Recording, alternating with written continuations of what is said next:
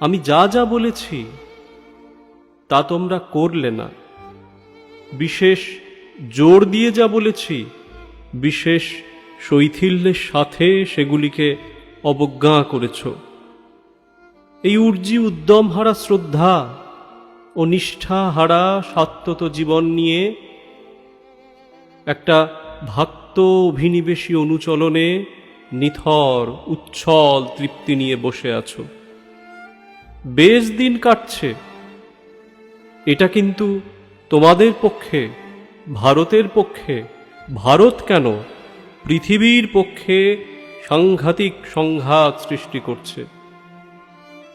শৈথিল্য পরিবৃত অপটু জীবন নিয়ে সবার কাছে অপটু যাজনে যে বোধনা সৃষ্টি করছ, যে কৃতি অনুচলনের উদাহরণ দিয়ে চলেছ, তাতে কিছুদিন পরে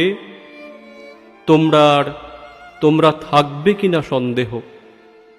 উদ্ভ্রান্ত বিধি উল্লঙ্ঘনী অনুচলন বিপাক সৃষ্টি করে তোলে।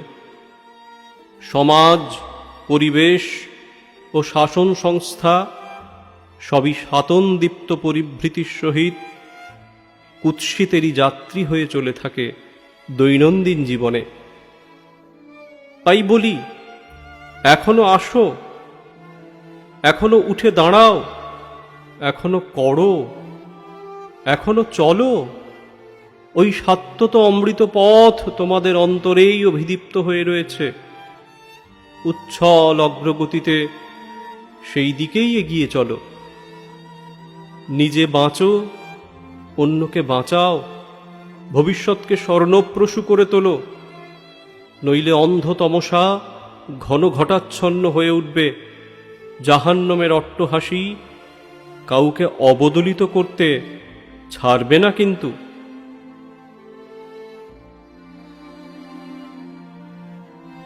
চর্যাসূক্ত গ্রন্থ থেকে পাঠ করলাম শ্রী শ্রী ঠাকুরের এই অমৃত বাণী। একটা চরম সামাজিক অবক্ষয়ের মধ্য দিয়ে চলেছি আমরা। শ্রী শ্রী ঠাকুরের বলা সেই শিউরে ওঠা কথা, মনুষ্যত্বের মূল বুনিয়াদ লোপ পেয়ে যাওয়া অসম্ভব নয়। সেই অবস্থার প্রকাশ আমরা দেখছি সমাজে। মনস্তাত্ত্বিক থেকে সমাজতাত্ত্বিক সকলেই চিন্তিত, কিন্তু পাচ্ছেন না কোনো সমাধান। অভ্যাস, ব্যবহার, আত্মনিয়ন্ত্রণ সব ক্ষেত্রেই এক চূড়ান্ত অধঃপতনের মধ্য দিয়ে চলেছে বর্তমান সমাজ। কিন্তু সত্যিই কি কোনো পথ নেই? আছে, অবশ্যই আছে। যুগে যুগে তাই তো আবির্ভাব ঘটে যুগপুরুষোত্তমের। তাঁরা এসে সঠিক পথের দিশা দেখান যুগে যুগে। কিন্তু দিশা পেয়েও আমরা প্রবৃত্তিকে এমন করেই আঁকড়ে থাকি যে নিজের প্রবৃত্তির সাথে যতটুকু খাপ খায় ঠিক ততটুকুই মানি।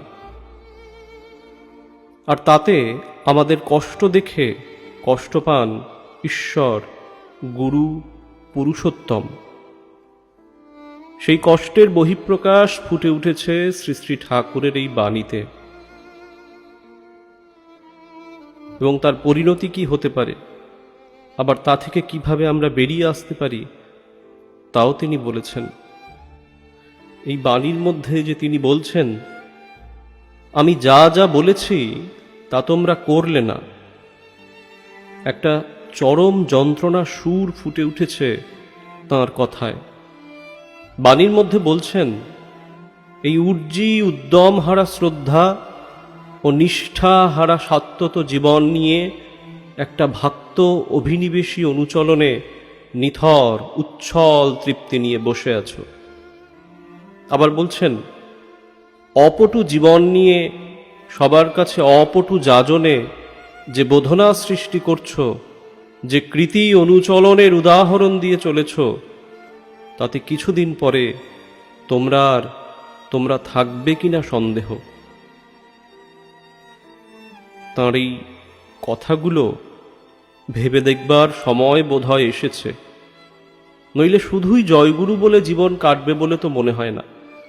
তাই শ্রী শ্রী ঠাকুর বললেন, বিধির নীতির একটু ব্যাঘাত, একটু অবহেলা তার আকাশ পাতাল তফাত করে, দুস্থি আনে অবস্থার। আমাদের দুস্থি মানেই তাঁর কষ্ট।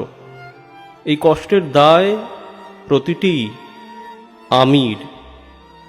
আমি থেকেই যে আমরা। তাঁর একমাত্র চাওয়া আমাদের ভালো থাকা, আমাদের সুখে থাকা।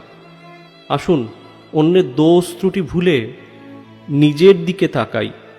একমাত্র তাঁকে খুশি করলেই আমরা খুশি হতে পারব। ভালো থাকবেন সবাই। জয় গুরু।